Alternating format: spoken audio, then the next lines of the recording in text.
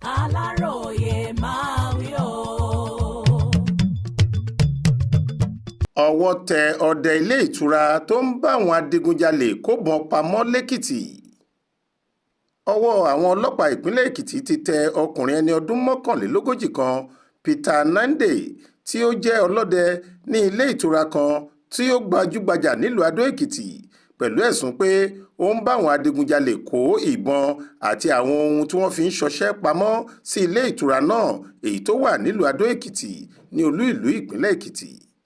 Bákan náà ni àwọn ọlọ́pàá tún ṣe àfihàn àwọn 8 míì lórí ẹ̀sùn ìdigunjalè kan èyí tó wáyé ní abúlé Oṣòdì, àgọ́ ńlá kan tó wà lẹ́gbẹ̀ẹ́ Adó-Èkìtì.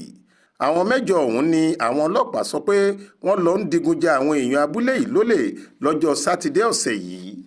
Gẹ́gẹ́ bí agbẹnusọ àwọn ọlọ́pàá ìpínlẹ̀ Èkìtì, ọ̀gbẹ́ni Sunday Abutu ṣe sọ, ó ní ọkùnrin ọlọ́dẹ ilé ìtura yìí ló máa ń bá àwọn adigunjalè kó ìbọn wọn pamọ́ sínú kànga kan tó wà ní ilé ìtura náà lẹ́yìn tí wọ́n bá ti lọ fi ìbọn náà jalè tán. Ó ṣàlàyé pé lọ́jọ́ tí ọwọ́ wọn tẹ ọlọ́dẹ ilé ìtura yìí àti àwọn ọ̀daràn míì tó kù, àwọn aráàlú kan ni wọ́n ta iléeṣẹ́ ọlọ́pàá lólobó pé àwọn adigunjalè tí wọ́n dì hámọ́ra pẹ̀lú ìbọn àti àwọn nǹkan ìjà olóró míì ni wọ́n yabo abúlé Oṣòdì ní agbègbè Adó-Èkìtì, níbi tí wọ́n ti ṣe àkọlù sí àwọn èèyàn abúlé náà tí wọ́n sì gba àwọn nǹkan ìní wọn, àwọn dúkìá àti àwọn nǹkan míì tó jọjú lọ́wọ́ àwọn èèyàn náà. Àbùtú ṣàlàyé síwájú sí i pé ní kété tí wọ́n ti ta àwọn lólobó ni wọ́n ti kó àwọn ọlọ́pàá lọ sí abúlé náà láti lọ kojú àwọn adigunjalè ọ̀hún. Ibẹ̀ ni wọ́n ti bá ọkùnrin ẹni ọdún 22 kan tí orúkọ rẹ̀ ń jẹ́ Poyi Nambel pẹ̀lú ìbọn AK-47 lọ́wọ́ rẹ̀, èyí tí ọta kún inú rẹ̀ bámúbámú.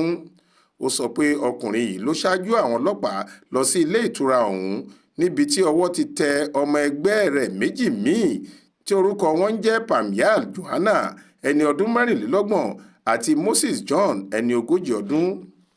Àbùtú fi kún pé àwọn ọ̀daràn yìí tún mú àwọn ọlọ́pàá lọ sí ilé ìtura míì níbi tí àwọn ẹlẹgbẹ́ wọn 2 mìíràn farapamọ́ sí, tí wọ́n sì fi páńpẹ́ òfin mú wọn níbi tí wọ́n ti gba ìbọn ìléwọ́ àgbélẹ̀rọ 2 tó wà lọ́wọ́ àwọn yẹn.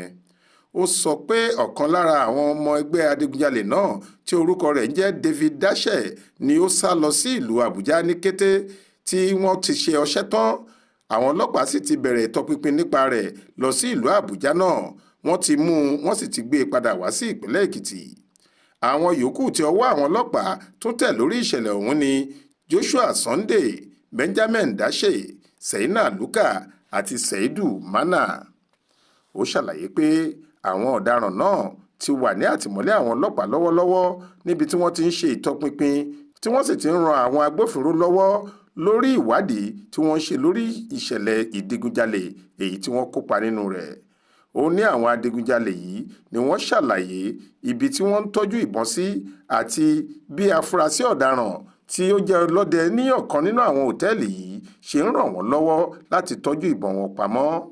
Ọ̀kan lára àwọn adigunjalè ọ̀hún jẹ́wọ́ pé òun kópa nínú ìdigunjalè tó wáyé ní bí oṣù 2 sẹ́yìn ní ìpínlẹ̀ náà, pàtàkì jùlọ nípa bí wọ́n ṣe pa ọkùnrin oníṣòwò kan nílùú Adó-Èkìtì tí orúkọ rẹ̀ ń jẹ́ Blessing Adéwùnmí. Lára àwọn nǹkan ìjà tí wọ́n gbà lọ́wọ́ àwọn afurasí ọ̀daràn yìí ni ìbọn AK-47 2, ọta ìbọn tí ìwọ̀n rẹ̀ tó 7.6 mm, ọ̀kadà 2 tí wọ́n jí, ìbọn ìléwọ́ àgbélẹ̀rọ 2 àti àwọn ohun ìjà míì. Ó ní ìgbésẹ̀ tí ń lọ lọ́wọ́ láti kó àwọn ọ̀daràn náà lọ sílé ẹjọ́ ní kété táwọn bá ti parí ìwádìí lórí ìṣẹ̀lẹ̀ yìí. Taofeek Surdiq ló ṣàkójọ ìròyìn yìí fún iléeṣẹ́ tẹlifíṣàn Aláròyé Online TV.